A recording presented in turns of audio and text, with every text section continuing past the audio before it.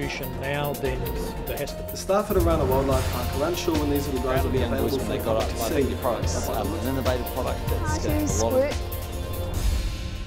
A callous racist. That's how the judge described Shannon FLEWELLEN in the High Court in Christchurch yesterday. Then he handed down one of the longest sentences possible. It was an end to the case that involved a West Coast white supremacist group and the murder 7 years ago of a Korean backpacker. William Ray was in court. Justice Fogarty laid down the tone of the sentencing from the start. It is quite clearly, in my mind, a racist killing. Earlier, the court heard that in late 2003, neo-Nazi white supremacist Shannon FLEWELLEN and an associate murdered South Korean tourist Jae-hyun Kim. You regarded him as an inferior person, not deserving of the same dignity, and that was a very material factor, in my view, as to why he was killed.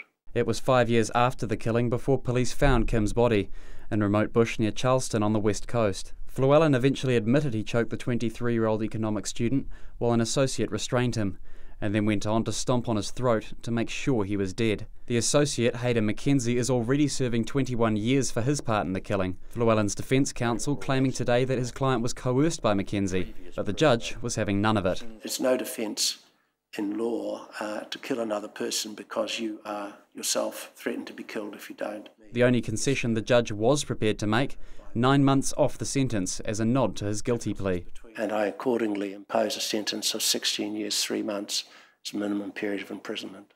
A good result for police and those close to the victim. At the end of the day, all they'd want is their son back, but I'm sure they'll take some comfort from the fact that these guys that are responsible for killing their son are not going to be in the community anymore. I should respect the judge's decision, and the victims, Kim's family, are still trying to forget their family tragedy.